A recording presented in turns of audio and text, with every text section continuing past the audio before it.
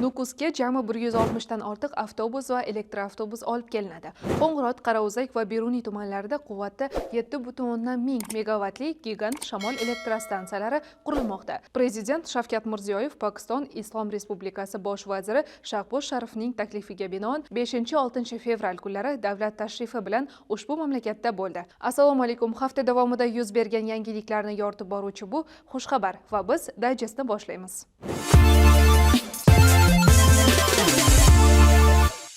Joriy yilning 5-6 fevral kunlari O'zbekiston Prezidenti Shavkat Mirziyoyev rasmiy tashrif bilan Pokistonga bordi.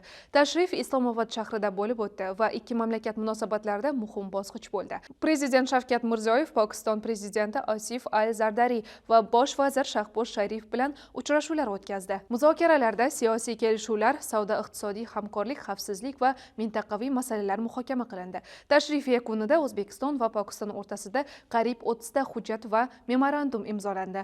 Ular savdo, investitsiya, energetika, transport, qishloq xo'jaligi, ta'lim va mudofaa sohalarini qamrab oldi. Tomonlar yaqin yillarda o'zaro savdo hajmini 2 milliard dollarga yetkazish niyatini bildirdi. Ishbilarmonlar darajasida ham kelishuvlar bo'lib, 3 milliard dollardan ziyod B2B bitimlari bo'yicha kelishuvlarga erishildi.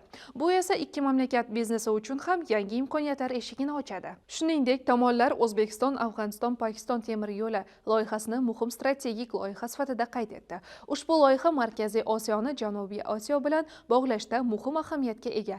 Tashrif davomida Shavkat Mirziyoyev Pokistonning yuksak davlat mukofoti Nishon-e-Pokiston ordeni bilan taqdirlandi.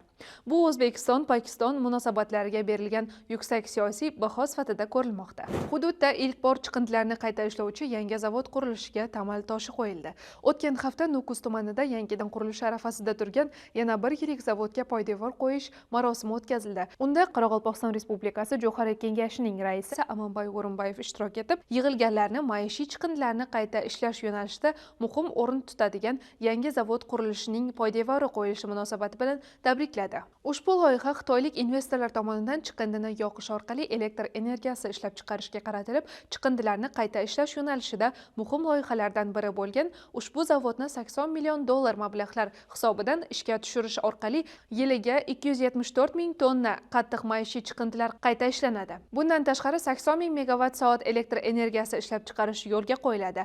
Shuningdek, shunday tadbirlar olib borilishi natijasida respublikamizda ilk bor chiqindilarni yig'ish, zararsizlantirish, qayta ishlash va ularni utilizatsiya qilish yo'nalishida maxsus ekosanoat zonasi tashkil etiladi. Joriy yilda Nukus shahri aholisini jamoat transporti bilan ta'minlash maqsadida jami 160 dan ortiq avtobuslar va elektroavtobuslar xorijdan olib kelinishi rejalashtirilgan.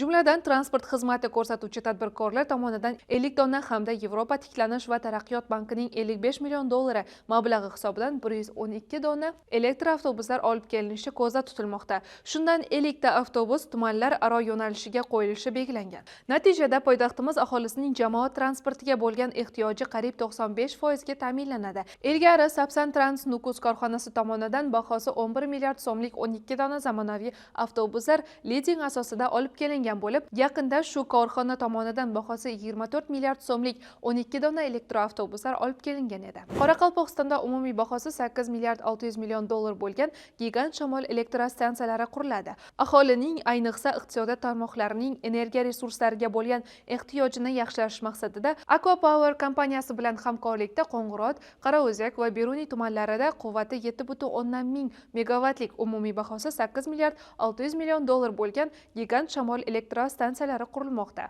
Shuningdek, o'tgan yilning eng katta yangiliklaridan biri sifatida ushbu kompaniya tomonidan mamlakatimizda amalga oshirilayotgan shamol elektrostansiyasini tashkil etish loyihasining Qarauzak tumani Qo'ybaq mahallasidagi Nukus 1 loyihasi ishga tushirilgan edi. Umumiy qiymati 107 million dollar, quvvati 100 megavat bo'lgan loyiha doirasida har birining quvvati 6,5 megavat bo'lgan 16 ta shamol turbinasi generatorlari qurilishi natijasida har yili 300 million kilovatt soat elektr energiyasi ishlab chiqarilishiga imkoniyat yaratildi. O'rtacha 100 million kub tabiiy gaz tejalishi evaziga havoga 180 ming tonna karbonat angidrid gazi chiqindilari tarqalishi kamaytirishiga erishildi. Sizlarga yetkazmoqchi bo'lgan xushxabar va yangiliklarimiz shulardan iborat edi. Kelasi hafta siz uchun ham, biz uchun ham xushxabarlarga to'la bo'lsin. Ko'rishguncha.